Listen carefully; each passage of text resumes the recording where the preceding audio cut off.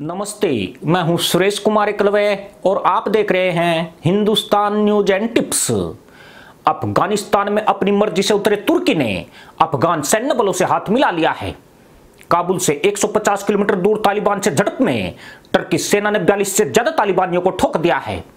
यह पहली बार है जब काबुल एयरपोर्ट की सुरक्षा में तैनात तुर्की सेना ने अपने अधिकार क्षेत्र से जाकर बड़ी कार्रवाई की है। हालांकि इस मामले में तुर्की या अफगान सरकार की तरफ से कोई आधिकारिक बयान नहीं आया है, पर माना जाता है कि तुर्की राष्ट्रपति रेसेप तैयब एर्दोगन इस्लामिक देशों का खलीफा बनने के लिए अफगानिस्तान में अपनी ताकत दिखाने के मूड में आ गए हैं। इस जबरदस्त कार्रवाई के बाद एर्दोगन का एक बड़ा बयान भी आया है, जिसने तालिबान और तुर्की में दुश्मनी के संकेत दे दिए हैं। एर्दोगन ने तालिबान को चेतावनी देते हुए कहा है कि तालिबान अफगान भाइयों की जमीन पर कब्जा खत्म करे और दुनिया को दिखाना चाहिए कि वह शांति कायम करना चाहता है। तुर्की ने यह कार्रवाई उस वक्त की है जब पिछले दिनों तालिबान ने तुर्की को चेतावनी दी थी कि काबुल एयरपोर्ट पर सैनिकों की तैनाती के भयानक नतीजे हो सकते हैं। इस आक्रामक कार्रवाई से यही अंदाजा लगाया जा रहा है कि एर्दोगन ने इसे तालिबान की चुनौती के तौर पर लिया है। साथ ही अब अफगानिस्तान में और भी भयानक जंग होने का खतरा बढ़ गया है। सूत्रों की माने तो पिछले 3 दिनों में तुर्की ने 800 से ज्यादा कमांडो को अफगानिस्तान भेजा है। वे भारी मात्रा में हथियार, गोला बारूद अपने साथ लाए हैं। चौंकाने वाली बात यह है कि इन कमांडो की तैनाती काबुल एयरपोर्ट पर नहीं की गई है। यहां पहले से ही 1000 के लगभग टर्किश जवान तैनात है। खुद तालिबान ने भी स्वीकार किया है कि अफगान सेना को विदेशी सैन्य मदद हासिल हो रही है। इस वजह से अफगान सेना ताकतवर और आक्रामक हो गई है। पिछले 5 दिनों में तालिबान आगे बढ़ने की बजाय उन इलाकों को भी गंवाता जा रहा है जहां उसने बढ़त बना ली थी। कहने वाले तो यही कहते हैं कि टर्की सेना के मैदान में उतरने से अफगानिस्तान की जंग काफी रोचक हो गई है। रोचक इसलिए कि तालिबान की पीठ पर पाकिस्तान का हाथ है, जबकि पाकिस्तान और तुर्की के रिश्ते ठीक ठाक रहे हैं। तुर्की अफगानिस्तान की लोकतांत्रिक सरकार के पक्ष में खड़ा है। ऐसे में तालिबान के मुद्दे पर जहां पाकिस्तान और तुर्की में मतभेद गहरा सकते हैं, वहीं तालिबान और पाकिस्तान के रिश्तों में दरार आने का अंदेशा है। खास बात यह है कि तुर्की और पाकिस्तान एक दूसरे से खुफिया सूचनाओं का आदान प्रदान करते हैं। ऐसे में तालिबान पर तुर्की की ताजा कार्रवाई के बाद कोई नया बखेड़ा खड़ा हो सकता है। अभी तक तुर्की एकमात्र देश है जो खुलकर अफगान सरकार के साथ दिखाई दे रहा है। अमेरिका और नेटो गठबंधन के 90% सैनिक वापस लौट चुके हैं, जबकि तुर्की ने पठानलैंड में टर्की सैनिकों की तादाद बढ़ाना शुरू कर दिया है। माना जाता है कि अफगान सरकार ने तुर्की से सैन्य मदद की पेशकश की है, जिसके बाद टर्किश जवानों को बड़े पैमाने पर मैदान में उतार दिया गया है। अफगान सैन्य बलों और टर्किश सेना की संयुक्त कार्रवाई में अपने 42 लड़ाके गंवाने के बाद तालिबान अब खामोश बैठ जाएगा, इसकी तो बिल्कुल भी उम्मीद नहीं की जा सकती है। अभी तक तुर्की से उलझने से बच रहा तालिबान अब खुलकर उसे निशाना बना सकता है। यानी आने वाले दिनों में तुर्की और तालिबान के बीच जमकर ठनने वाली है, जिसमें पाकिस्तान का पिसना भी तय माना जा रहा है।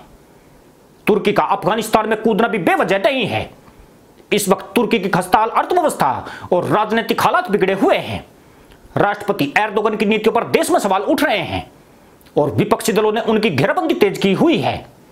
एर्दोगन इन्हीं मुद्दों से ध्यान हटाने के लिए अफगानिस्तान में अपने लिए संभावनाएं तलाश रहे हैं। साथ ही वो यह भी दिखाना चाहते हैं कि उनमें मुसलमानों का खलीफा बनने की काबिलियत मौजूद है।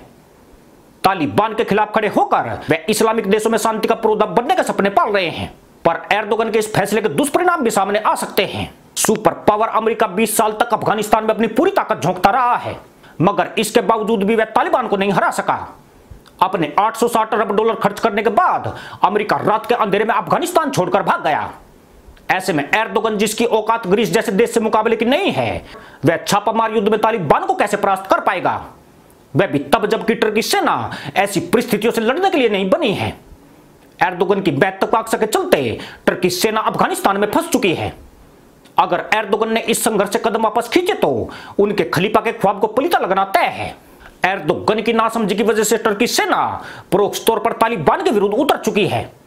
आने वाले दिनों में उसे तालिबान से आमने सामने की प्रत्यक्ष लड़ाई लड़नी पड़ेगी।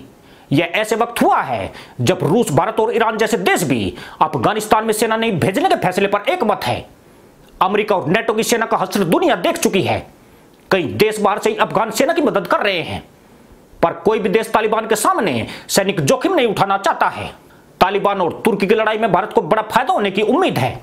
इन दोनों के संघर्ष में तुर्की और पाकिस्तान के रिश्ते निचले स्तर तक जाने का अनुमान है।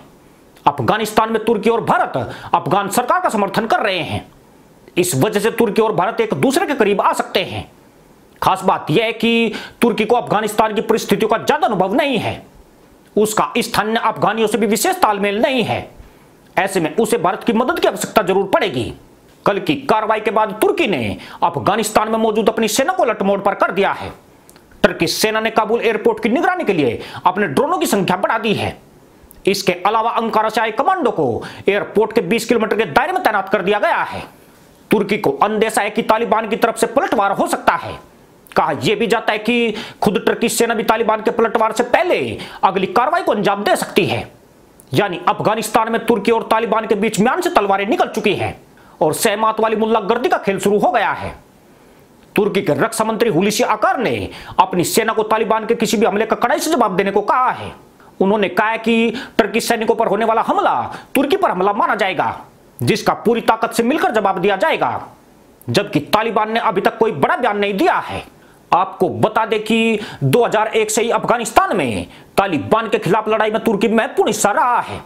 नेटो का सदस्य होने के चलते तुर्की ने अपने सैकड़ों सैन्य बलों को अफगानिस्तान में तैनात किया था, पर यह पहली बार है जब तुर्की के साथ नेटो के अन्य सैनिक अफगानिस्तान में नहीं होंगे। दरअसल एर्दोगन यह दांव चलकर अमेरिका से अपने रिश्ते सुधारने की कोशिश में है। तालिबान के प्रवक्ता सुहेल शाहीन ने तुर्की को भी 2020 के समझौते के अनुरूप अपनी सेना वापस बुलाने की चेतावनी दी थी, मगर अमेरिका का चेता बनने और खलीफाई ख्वाब के चलते एर्दोगन ने उसे अनसुना कर दिया। अब देखने वाली बात यही होगी कि तुर्की और तालिबान में टकराव किस हद तक बढ़ता है। तुर्की ने तालिबान पर सीधा एक्शन लेकर अपने इरादे जाहिर कर दिए हैं। तुर्की की इस कार्रवाई से अफगान सैन्य बलों का मनोबल भी बढ़ गया है, जबकि पाकिस्तान और तालिबान के लिए किसी बड़े झटके से कम नहीं है। खासतौर पर पाकिस्तान की टेंशन बढ़ गई है। अगर तुर्की ज्यादा आक्रामक हो गया तो तालिबान के दम पर अफगानिस्तान की सत्ता तक पहुंचने के पाकिस्तान के ख्वाब चकनाचूर हो सकते हैं। पर फिलहाल तो आगे बढ़ते तालिबान के कदम रुक चुके हैं। पिछले 5 दिनों में उसे अपने सैकड़ों लड़ाकों की बलि देनी पड़ी है। यह पाकिस्तान के लिए कहीं ज्यादा बुरी खबर है। इसी के साथ अनुमति दोस्तों, जय जवान जय किसान जय हिंद वंदे मातरम।